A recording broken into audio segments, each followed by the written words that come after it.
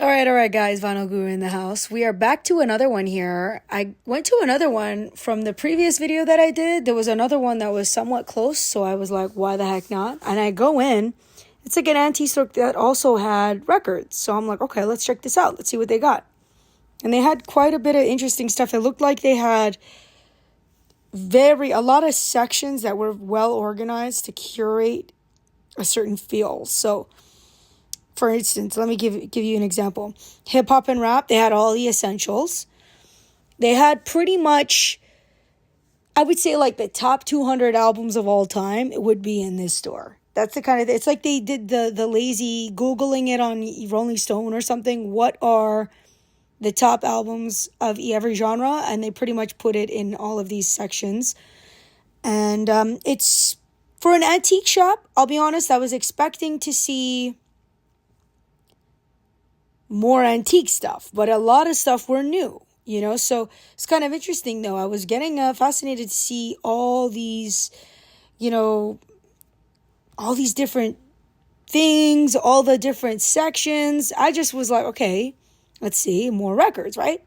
And I see, okay, ooh, they have my girl. She's my favorite. I love her. I love me my Lana Del Rey. She is very generational. There's a couple of albums that I'm looking for her, but I cannot seem to find them. But all good, all good. Hoping to find them out in the wild.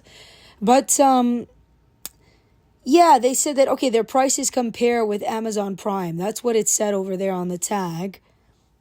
So I figured that that is what the current scenario is with a lot of these type of stores. A lot of them new, almost all of them new. Now I wanted that Gaga, but the problem was that was a 12-inch maxi, only had one song on there, and it was like $40 for one song. I don't know about that, honey. I don't know about that. But we keep flipping through here and seeing more stuff. Taylor, Billy, they had all the girls, all the pop queens.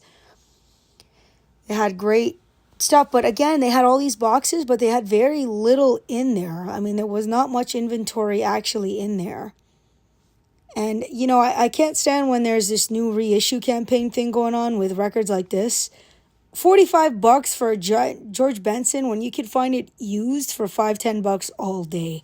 So I don't really understand these new reissue campaigns, but they pretty much had records peppered in all over the store, sprinkled in here and there and here and there and here and there. So yeah, I love the kind of color palette that they had in here. Really fun, very tiki 50s vibe. Didn't know where to look. Like there was something everywhere constantly. Loved seeing Elizabeth Taylor. That is my darling, honey. We walk in. You can't make everybody happy. You're not pizza. Oh, that's hilarious. So they gave you so much instructions here. I love it. We walk in. We see things. Records are laid out everywhere. I'll be honest with you. I don't really like this setup. There's just a few records here, a few records there, a few records. It's not like all in one section, so it makes it easy for my brain. They're kind of peppered all over the place here. So I'm going to fast forward it because I think you guys kind of get the gist of it. They do have a good amount of records everywhere and all of that. And they had a lot of modern stuff. For an antique store, I definitely didn't get antique feel. That is probably one of the best Megadeth albums. I kept it moving, guys, because I don't know if you need to see all of the slow flipping and all of that. But see, it's just like 10 records in each box. I wish it was kind of laid out a bit more like a record store, just like flippable sections. But at least, hey, if you have stiff necks, you won't have to worry about it too much. I do love this section, so I do like to do my thing in it, take my time, marinate in it a little bit. But it's all records that I've already got, except for that one Blink-182 record. I don't have it, but I will say it definitely fits the theme of this shop. 100%. But anyway, let's keep it moving. So we keep going. It's, again, like the top 100 rock albums of all time, that kind of thing. Don't know if you guys like these kind of shops. It's very great for the person who just started getting into records, but not really for somebody who's been collecting for a long time, right? But they got a lot of options for you. and even modern stuff. I really like that Paramore record. That's a great album. Paramore are a really great, consistent band. I do like their stuff, but yeah, it's kind of all over the place, which is great. So they kind of have a little bit of everything for everybody. So you can't really go wrong with that. Susie and the Banshees, heck yes. But gotta say, it's just kind of all over the place. I mean, they were even selling, cocktail glasses, vinyl coasters, if you're into that. Why not? I like the display for them. That was cute. But again, once again, you see here, all that room, all that space, just for 5 records, I don't know if I would have done that. I would have taken a different creative approach. But, and then I had to really reach in to get into that box. I'm not complaining. It's just a different setup. But sometimes it lubricates your joints to do something different. A little back turn, back twist. A lot of classic albums, though, guys. I think you got an overall idea. Not a single vintage album.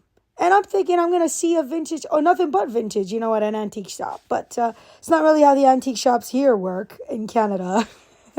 Country's not really that antique to begin with. It's a fairly new country, only 150 years old. So, we've got a long ways to go until we consider ourselves antique. But a lot of modern stuff here. The whole place is very modern feel.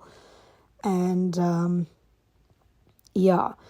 Overall, though, great collection for this new generation that is currently collecting.